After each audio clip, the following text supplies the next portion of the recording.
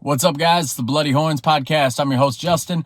Let's get into it, man. I'm not really going to talk Bulls today. I'm going to talk about all-star snubs, and I need you to stop complaining about all-star snubs. I need people to stop saying they need to expand the all-star roster. Get the fuck out of here with this participation trophy culture bullshit. Guess what, guys? The all-star game is supposed to be the elite of the elite. When we historically think back on players, what do we say? We say so-and-so was a 5-time all-star, 3-time all-NBA, blah, blah, blah. And that's how we put them into perspective historically. That's how we contextualize their career. So why would we make it more easy for guys to make the all-star team? Guess what? It's always been hard to make the all-star game. We should not make it more easy to make the all-star game just because we think that there's more talented players. And don't even get me started with the all-NBA stuff. The way they changed the all-NBA basically to cater to Joel Embiid and Nikola Jokic, saying it's not fair that the two of them can't both make the all-NBA team.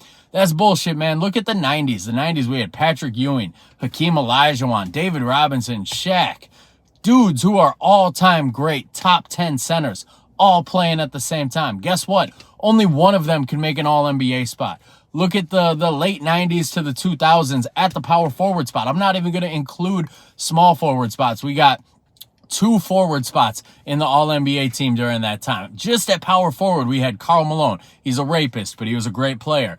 Kevin Garnett, Dirk Nowitzki, Chris Webber. People forget how fucking good that guy was at his peak. Tim Duncan, Rasheed Wallace, like the list goes on and on.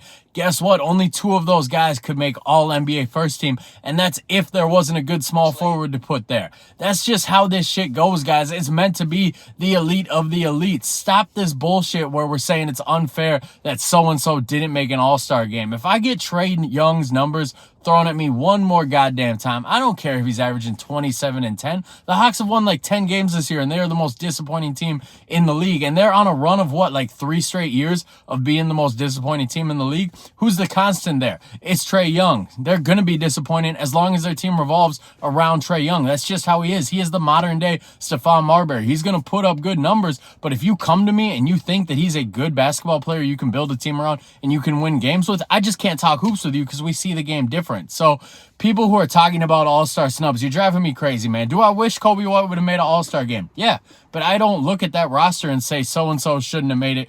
Kobe should have. Kobe's a great player. He just isn't as good as the other guys who made it this year.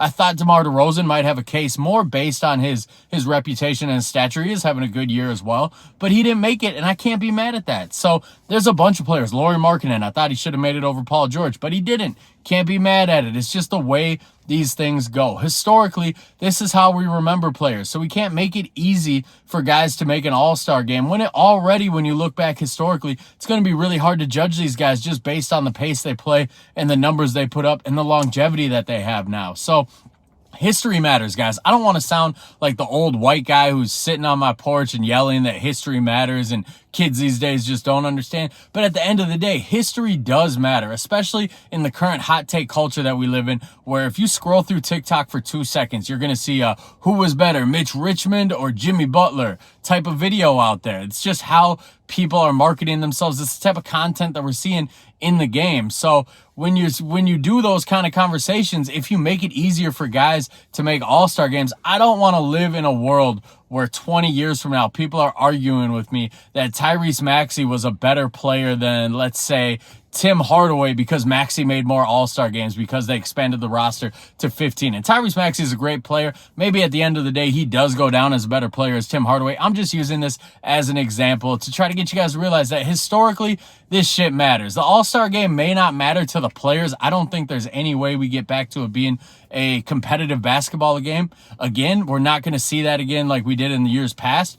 But making the all-star game still matters historically when you look at guys' resumes. The all-star game matters. All-NBA matters. I wish people took it a little bit more serious. I don't care how old it makes me sound. That's just my rant for the day. So if you guys aren't subscribing, please hit subscribe on this video. We're trying to grow this page a little bit. Follow on social media at HornsBloody, TikTok, Twitter, Instagram, whatever your social media preference is. This Sunday, I'm not going to be doing my own podcast this week. I'm hopping on the Horns Over Hoops podcast on Sunday. We're going to break down some Bulls stuff. So give them a follow. Take it easy, Bulls Nation.